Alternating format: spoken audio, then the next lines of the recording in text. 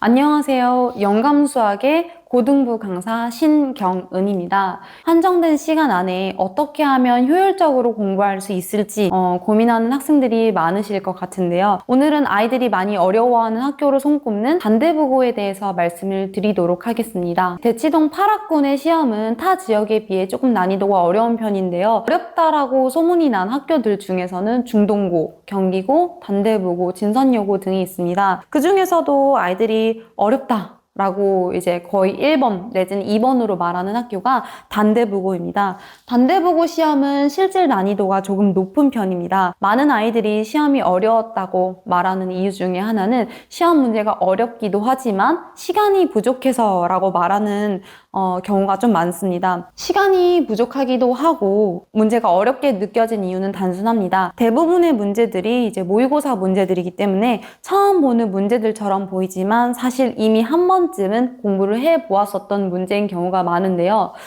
다시 말해 낯설게 보이지만 실제로는 낯선 문제가 아닙니다. 그래서 시험이 끝난 후 많은 아이들이 문제가 어려웠어요 라고 말을 많이 하기도 하지만 동시에 좀 아쉽기도 해요 라고도 말을 많이 하는데 실제로 작년 2025년 1학기 중간고사 단대부고 기출에 대해서 한번 살펴보도록 하겠습니다. 단대부고 시험은 객관식 14문항, 주관식 8문항으로 이루어져 있습니다. 난이도는 킬러 문항 한 문제를 포함해 상 난이도는 총 8문제로 이루어져 있는데 고난도 배점이 한 40점이었기 때문에 어려운 문제를 모두 틀렸을 때를 기준으로 즉 하 난이도를 모두 맞췄다라는 기준으로 60점 정도가 나와 주어야 합니다.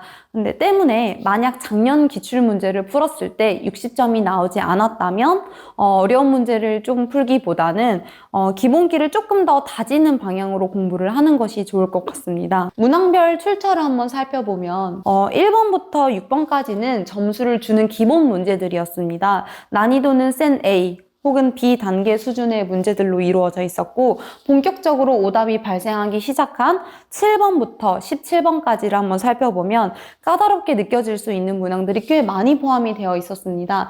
하지만 이 11문제 중에서 이제 8문제 정도가 모의고사 문항이었고 그중 5문제가 상난이도였습니다. 본격적으로 등급이 나뉘기 시작하는 객관식 11문제 중에서 절반이 상난이도였기 때문에 아이들이 어렵게 느껴졌을 수 있다고 생각합니다. 그러나 8문제 정도가 2022년부터 2024년도에 던 모의고사에서 나왔었던 문제이기 때문에 모의고사 문항을 조금 자세하게 공부를 했다면 그래도 조금 수월하게 풀 수 있지 않았을까 합니다. 전체적으로 개념과 유형이 정리되어 있다면 60점 정도는 충분히 확보를 할 수 있는 시험이었고 만약 모의고사 문항을 제대로 공부를 했었다면 그보다 조금 더 높은 80점에서 90점 정도의 점수도 받을 수 있는 시험이었습니다. 아까 고난도 문항은 7문항이라고 했는데 그 중에서 5문제가 모의고사 문항이었습니다. 13번 문제를 보면 가와 나 조건에서 최소값이 m으로 같다는 조건을 활용해 2차 함수의 미정계수를 구했어야 하는 문제로 2024년 9월 모의고사에서 변형이 된 문제였습니다.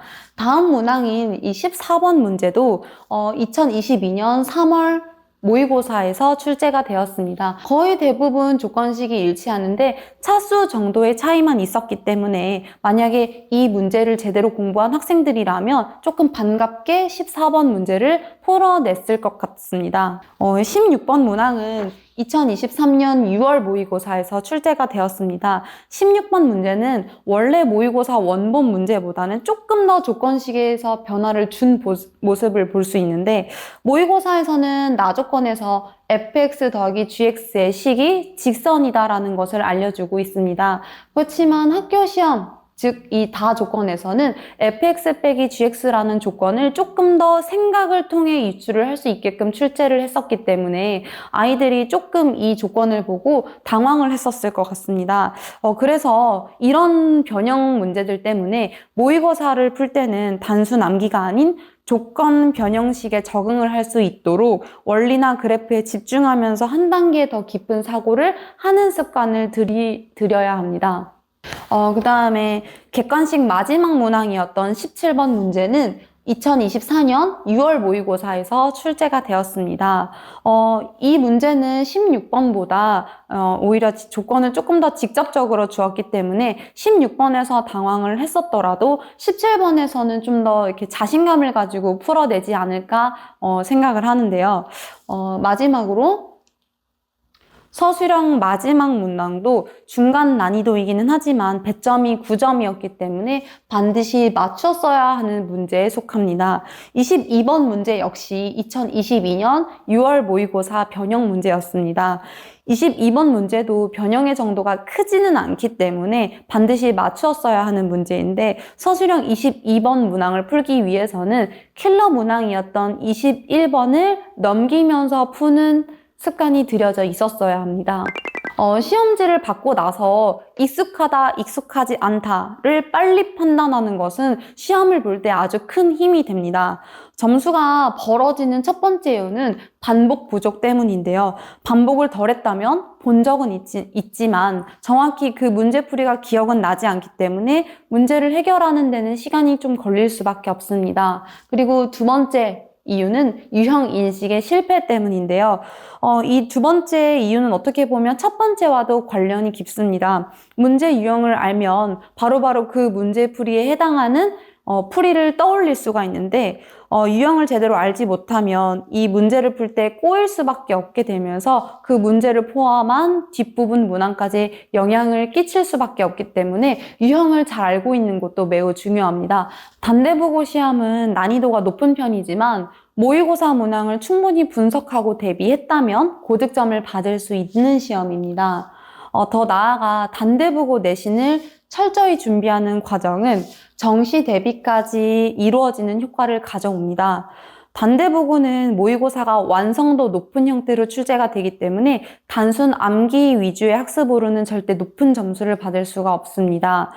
실제 매년 모의고사 기반 문항이 출제되어 왔었기 때문에 이번 중간고사 역시 학교 프린트와 그리고 모의고사 변형 문제가 중심이 될 가능성이 매우 높습니다. 그래서 기출의 N회도, 그리고 유형별 정리, 그리고 시간 제한 훈련, 변형 문제까지 공부하면서 더 나아가 예상 기출 문제까지 함께 풀어보는 훈련을 반드시 해 나아가야 합니다. 결국 1등급을 결정짓는 것은 얼마나 많이 풀었는가가 아니라 얼마나 깊이 있게 사고했는가 와 얼마나 전략적으로 준비했는가입니다. 그 1등급으로 가는 길목에서 저 신경은 강사가 함께 하겠습니다. 영감수학의 신경은이었습니다. 감사합니다.